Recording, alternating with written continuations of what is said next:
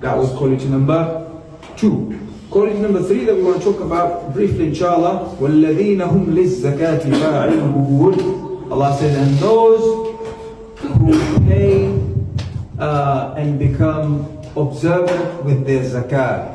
Those who observe and execute their zakah. Why zakah was given a priority number 3? Inshallah we'll go and see briefly. Well, because Islam is not only a spiritual system of life. Islam, as we all know, is a social, economic, plus political, way of life. So Islam entails everything. After beginning with the spiritual part, which is the salah, and then the social part, which is ignoring the lousy thing, the unnecessary things, wasting of time. And then here Islam talks about the economic aspect of it, which is zakah. And what is zakah? الزكاة بمعنى الطهارة والنمو. Zakah, from its very essence, from its very original meaning, it means purification. You purify something and you make that something to increase. This is the meaning of zakah. Zakah yuzakki means to purify something. قَدْ أَفْلَحَ مَنْ زَكَّاهَا. Allah says, the one who is succeeded is the one who purified his nafs, his soul. So zakah yuzakki means to purify. When somebody does zakah, doesn't mean his bank account is going to go bankrupt, meaning he's not going to have money, meaning he's purifying something. What is that? Well, numu. And then zakah, it does not mean decreasing, it means increasing. But it doesn't make sense to people, isn't it? Yeah, you pay zakah £5,000, £4,000, and then the money goes down. No, the money goes down temporarily, the 2.5. But the rewards and the blessings of that 2.5 makes your zakah, make your mal, make your wealth and everything to prosper and increase. Okay? فَهُمْ يُزَكُّونَ أَنفُسَهُمْ. So people purify, the true believers that Allah Azza wa Jalla talked about them.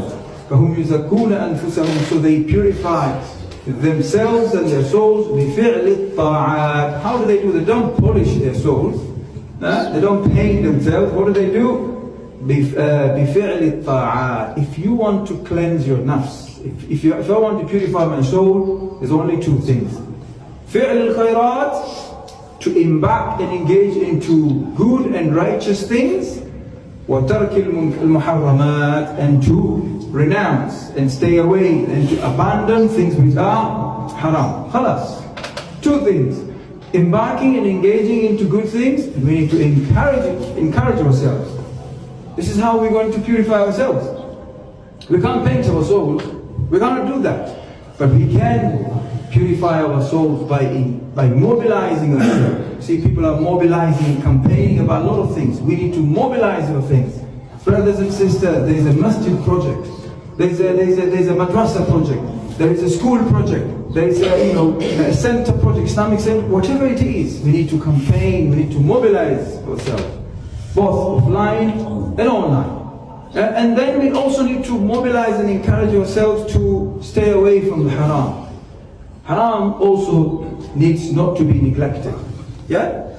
Bad company, bad things, all these things, we need to campaign against these things. Why? Because if somebody happens to sit or engage himself or herself in this company, what happens?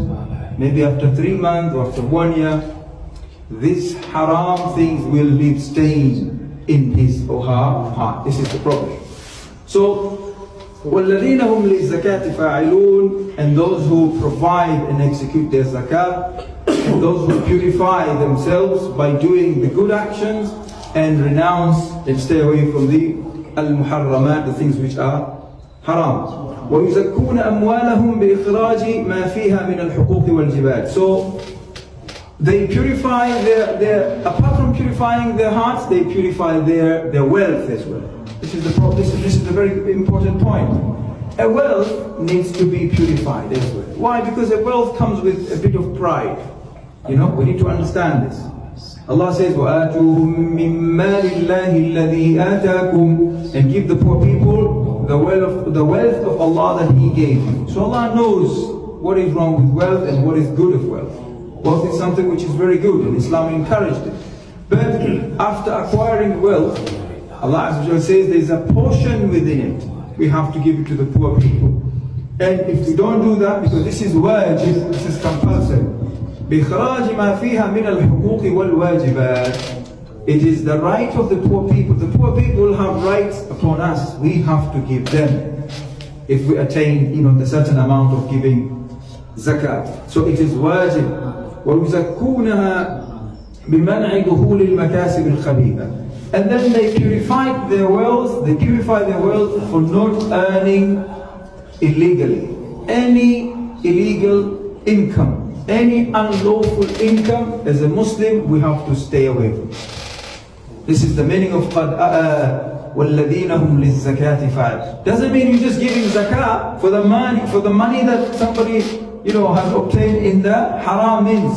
Someone is selling alcohol, someone is selling drugs, someone is engaging to unlawful business, smuggling, etc., etc. You cannot do zakah and then you say, oh, Allah says والذين هم للزكاة فاعلون, and I'm one among those people because I'm doing zakah. No, you're doing zakah, but first you need to start from purifying yourself from the ma'asiyah, from the evil deeds, from the evil and wrong things. And then your income has to be 100% halal. 100%.